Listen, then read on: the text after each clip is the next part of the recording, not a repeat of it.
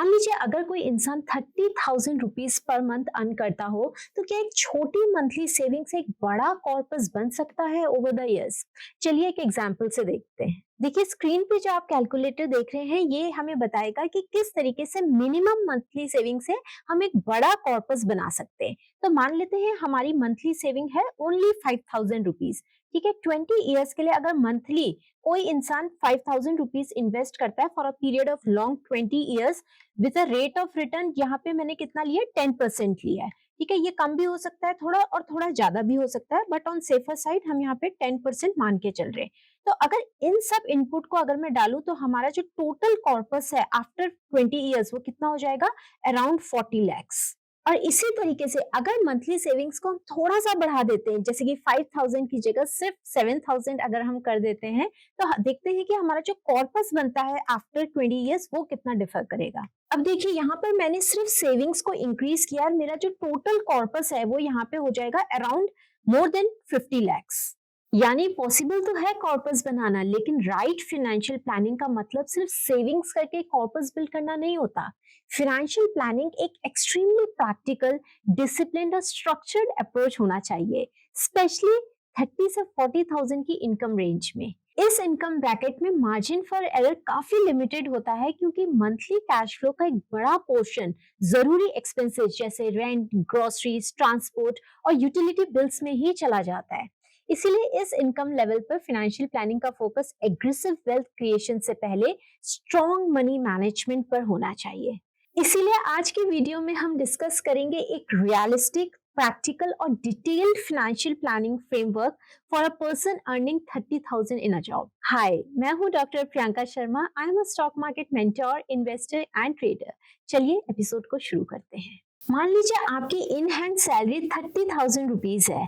अब एक realistic monthly budget देखते हैं। ये सिर्फ एक सैंपल इलस्ट्रेशन है। Actual number city, family structure, rent arrangement और लाइफस्टाइल के हिसाब से चेंज हो सकते हैं, लेकिन बजटिंग फ्रेमवर्क ब्रॉडली सिमिलर ही रहेगा। देखिए जैसा कि आप स्क्रीन पर देख पा रहे हैं, यहाँ पे मैंने कुछ एक्सपेंसेस हेड लिखे हैं जो कि एक नॉर्मल हाउस होल्ड में होते ही होते हैं। अगर आप किसी सिटी में रह रहे हैं तो वहां पे आपको रेंट देना पड़ेगा, इलेक्ट्रिसिटी प्लस मेंटेनेंस देना पड़ेगा, ग्रोसरीज होंगी, ट्रेवल होगा, फोन प्लस इंटरनेट होगा, और साथ में फूडिंग होगा और फैमिली सपोर्ट और पर्सनल एक्सपेंसेस होंगे। इनको ब्रॉडली मैंने डिफरेंट कैटेगरीज में कैटेगराइज किया है, और इसको देखते हुए हमारे total monthly expenses around 26,900 rupees तक पहुंच रहे हैं। इसका मतलब है कि 30,000 में से अप्रोक्सीमेटली सिर्फ 3,100 रुपीज का सरप्लस बचता है, जो एक बहुत बड़ा अमाउंट तो नहीं है। नॉर्मली हम अज्यूम करते हैं कि इस अमाउंट को इमीडिएटली इन्वेस्टिंग में डाल दिया जाए। कंसेप्चुअली ये गलत नहीं है, लेकिन प्रैक्टिकली ये इनकम्प्लीट एडवाइस हो सकती है, क्योंकि सस्टेनेबल इन्वेस्टिंग तभी पॉसिबल होती है जब उसके नीचे एक बेसिक प्रोटेक्शन लेयर हो। अगर आपके पास इमरजेंसी फंड नहीं है, इंश्योरेंस कवर नहीं है और बैंक बैलेंस मंथ एंड पर ऑलरेडी मिनिमल है, तो इन्वेस्टमेंट डिसिप्लिन पहली किसी अर्जेंट सिचुएशन में ही ब्रेक हो सकता है। इसलिए बजटिंग का पर्पस सिर्फ एक्सपेंसेस लिस्ट करना नहीं होता है। बजट का एक्चुअल पर्पस होता है एक्सपेंसेस को सही कैटेगरीज में देखना। ब्रॉडली एक्सपेंसेस 3 बकेट्स में डिवाइड किए जा सकते हैं। पहला, सर्वाइवल एक्सपेंसेस जैसे rent, food, electricity, travel, medicine. दूसरा, रिस्पॉन्सिबिलिटी एक्सपेंसेस जो हमने टेबल में भी दिखा था, जैसे कोई फैमिली सपोर्ट आप देते हैं, ईएमआई, डिपेंडेंट्स का कंट्रीब्यूशन। और तीसरा, लाइफस्टाइल एक्सपेंसेस जैसे eating out, subscription, shopping, impulse spending etcetera. जब तक एक्सपेंसेस को इस फ्रेमवर्क में कैटेगराइज नहीं किया जाता, तब तक फाइनेंशियल डिसीजंस क्लियरली लेना थोड़ा डिफिकल्ट होता है। इस क्लासिफिकेशन का एक और बेनिफिट ये है कि आपको पता चलने लगता है कि किस एक्सपेंस को टच नहीं करना चाहिए, किस एक्सपेंस को ऑप्टिमाइज किया जा सकता है और किस एक्सपेंस को रिड्यूस करना पॉसिबल है। अब अगला इंपॉर्टेंट क्वेश्चन आता है, 30,000 अर्नर का फर्स्ट फाइनेंशियल टारगेट क्या होना चाहिए? तो इसका आंसर है इमरजेंसी फंड। इमरजेंसी फंड का पर्पस रिटर्न जनरेट करना नहीं होता है, इसका पर्पस अनएक्सपेक्टेड फाइनेंशियल शॉक्स को एब्जॉर्ब करना होता है। नॉर्मली पर्सनल फाइनेंस में कहा जाता है कि 6 मंथ्स का इमरजेंसी फंड बिल्ड करना चाहिए। एडवाइस स्ट्रक्चरली सही है, लेकिन हर इनकम लेवल पर एक ही टारगेट से स्टार्ट करना प्रैक्टिकल नहीं होता। इसीलिए 30,000 सैलरी वाले इंडिविजुअल के लिए इमरजेंसी फंड को स्टेजेस में देखना ज्यादा अप्रोप्रिएट होगा। पहला टारगेट हो सकता है 1 मंथ ऑफ एसेंशियल एक्सपेंसेस। ध्यान रहे, यहाँ एसेंशियल एक्सपेंसेस का मतलब टोटल स्पेंड नहीं है, बल्कि सिर्फ सर्वाइवल लेवल कंपलसरी एक्सपेंसेस से है। अब इसको एक सिंपल कैलकुलेशन से समझते हैं। अगर कोई पर्सन हर महीने 3000 रुपीज सेव करता है, तो 15,000 रुपीज का मिनी इमरजेंसी फंड 5 मंथ्स में बन सकता है। अगर वही पर्सन 45,000 रुपीज का टारगेट रखता है, तो उसके लिए अराउंड 15 मंथ्स लगेंगे।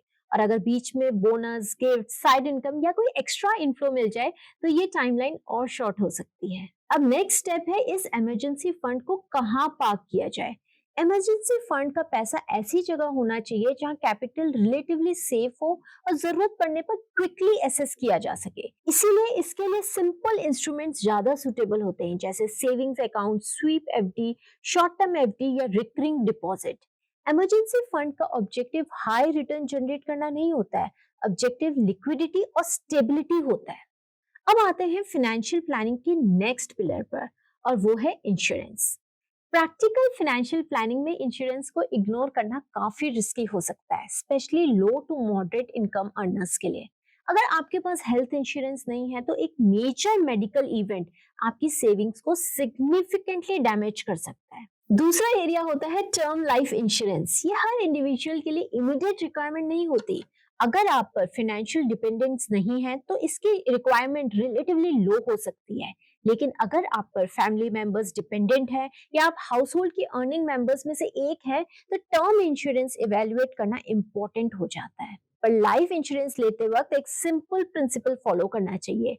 इंश्योरेंस और इन्वेस्टमेंट को हरदम सेपरेट रखना चाहिए। प्रोटेक्शन के लिए प्योर टर्म प्लान और वेल्थ क्रिएशन के लिए सेपरेट इन्वेस्टमेंट प्रोडक्ट्स। हम अक्सर देखते हैं कि आजकल दोनों ऑब्जेक्टिव को एक ही प्रोडक्ट में कंबाइन किया जाता है, जो एडवाइजेबल नहीं होता है। यहाँ एक और प्रैक्टिकल पॉइंट ऐड करना इंपॉर्टेंट है, और वो है डेट डिसिप्लिन। अगर किसी 30,000 अर्नर के बजट में ईएमआई ऑलरेडी प्रेजेंट है, तो उस ईएमआई की नेचर को समझना जरूरी है। प्रोडक्टिव बोरोइंग और कंजम्पशन बोरोइंग में डिफरेंस होता है। एजुकेशन लोन या जेन्युइनली एसेंशियल नीड और बात होती है, लेकिन credit card roll over, consumer durable EMI या high interest personal loans long term financial planning को वीक कर सकते हैं। अगर आपकी इनकम का significant portion already high cost debt में जा रहा है, तो एग्रेसिव इन्वेस्टिंग शुरू करने से पहले डेट क्लीनअप को प्रायोरिटी देना जरूरी होता है। सिंपल रूल ये है कि हाई इंटरेस्ट डेट और लॉन्ग टर्म इन्वेस्टिंग को एक साथ एग्रेसिवली कैरी करना यूजुअली अच्छी स्ट्रैटेजी नहीं माना जाता है। तो अब तक 30,000 अर्नर के लिए 4 फाउंडेशनल पिलर्स क्लियर हो जाते हैं। पहला, बजट क्लैरिटी। दूसरा, इमरजेंसी फंड। तीसरा, इंश्योरेंस प्रोटेक्शन। और चौथा, डेट डिसिप्लिन। अब सवाल आता है कि इन्वेस्टिंग या एसआईपी कब स्टार्ट करनी चाहिए। इसका प्रैक्टिकल आंसर ये है कि एसआईपी आइडियली तब स्टार्ट होनी चाहिए जब एटलीस्ट एक बेसिक इमरजेंसी कुशन हो और प्राइमरी प्रोटेक्शन लेयर सेट हो। अगर कोई पर्सन एब्सोल्युटली जीरो से स्टार्ट कर रहा है और उसके पास मंथली सरप्लस सिर्फ 3,000 रुपीज है, तो ब्रॉडली 2 अप्रोचेस पॉसिबल हैं। पहला, सेफ्टी फर्स्ट अप्रोच, जहां इनिशियल मंथ्स में फोकस सिर्फ इमरजेंसी फंड बिल्ड करने पर हो। दूसरा, बैलेंस्ड अप्रोच, मतलब एग्जाम्पल के लिए 2,000 रुपीज इमरजेंसी फंड में और 1,000 रुपीज एसआईपी में एलोकेट किए जाएं। ये सेकेंड अप्रोच उन लोगों के लिए यूजफुल हो सकती है जो इन्वेस्टिंग हैबिट भी बिल्ड करना चाहते हैं और साथ ही कुशन भी क्रिएट करना चाहते हैं। लेकिन दोनों अप्रोचेस में एक कॉमन प्रिंसिपल है, इन्वेस्टिंग को प्रोटेक्शन फ्रेमवर्क के साथ बिल्ड करना चाहिए, उसके अगेंस्ट नहीं। अब जब बेसिक प्रोटेक्शन फ्रेमवर्क समझ आ गया, तो देखते हैं कि स्मॉल इन्वेस्टिंग अमाउंट भी लॉन्ग टर्म में कैसे मीनिंगफुल बन सकता है। इसका एक एग्जांपल मैंने वीडियो की शुरुआत में आपको दिखाया था, लेकिन इस पर्टिकुलर केस के कंटेक्स्ट में एग्जांपल देखते हैं। देखिए, अगर कोई इंसान 3,000 रुपीज पर मंथ एसआईपी करता है और लॉन्ग टर्म में 12% एनुअल रिटर्न मिलता है, तो उसका जो रिटर्न होगा ओवर द इयर्स वो कुछ इस तरीके से दिखेगा। देखिए, एसआईपी हुई है 3,000 रुपीज की पर मंथ।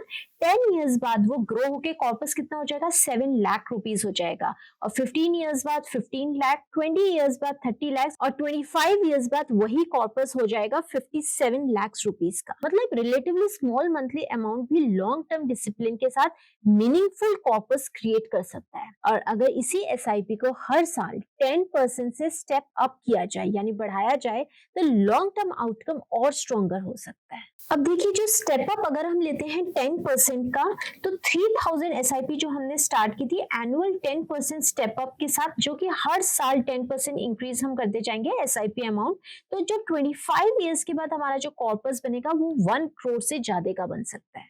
लेकिन यहाँ तो क्वेश्चन जरूर याद रखने चाहिए। पहला, ये सिर्फ एक एग्जाम्पल है, गारंटीड रिजल्ट नहीं। दूसरा, इन्वेस्टिंग तभी इफेक्टिव होती है जब वो कंटिन्यूअस होती रहे। अगर कुछ महीने बाद एसआईपी ब्रेक होती रहे या इमरजेंसी में रिडीम करनी पड़े तो कंपाउंडिंग का बेनिफिट मटीरियली रिड्यूस हो सकता है। अगर आप 30,000 अर्न करते हैं और बिगिनर हैं तो इन्वेस्टिंग को अननेसेसरली बहुत कॉम्प्लेक्स बनाना अवॉइड करना चाहिए। स्टार्टिंग में multiple apps, too many funds और एक्सेसिव कैटेगराइजेशन की जरूरत नहीं होती है। बहुत बार लोग ओवर डाइवर्सिफिकेशन कर देते हैं जबकि टोटल इन्वेस्टेबल सरप्लस खुद बहुत ही लिमिटेड होता है। ऐसे केस में सिंप्लिसिटी ज्यादा इफेक्टिव होती है। इमरजेंसी फंड अलग, इंश्योरेंस अलग और इन्वेस्टिंग अलग। म्यूचुअल फंड्स के कॉन्टेक्स्ट में बिगनर के लिए ब्रॉड कैटेगरी समझना सफिशिएंट होता है। स्टेबिलिटी के लिए लार्ज कैप या इंडेक्स एक्सपोजर, ब्रॉडर पार्टिसिपेशन के लिए फ्लेक्सी कैप और हायर ग्रोथ पोटेंशियल के लिए मिड कैप या स्मॉल कैप। इस स्टेज पर एक और गलती अवॉइड करनी चाहिए, छोटी सेविंग्स को 4 या 5 फंड्स में स्प्लिट कर देना। इससे पोर्टफोलियो सोफिस्टिकेटेड नहीं बनता बल्कि अननेसेसरली स्कैटर्ड हो जाता है। लो टिकट इन्वेस्टर के लिए क्लैरिटी, कंटिन्यूटी और सुटेबिलिटी ज्यादा इंपॉर्टेंट होते हैं। अब आते हैं इस पूरी डिस्कशन के सबसे इंपॉर्टेंट पार्ट पर, और वो है income growth. Expense control important है लेकिन एक्सपेंस कटिंग की एक प्रैक्टिकल लिमिट होती है।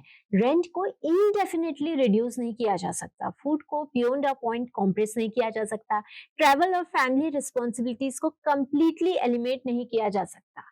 यानी एक सर्टेन पॉइंट के बाद एक्सपेंस ऑप्टिमाइजेशन का स्कोप लिमिटेड हो जाता है, लेकिन इनकम ग्रोथ का स्कोप कंपैरेटिवली मच लार्जर होता है।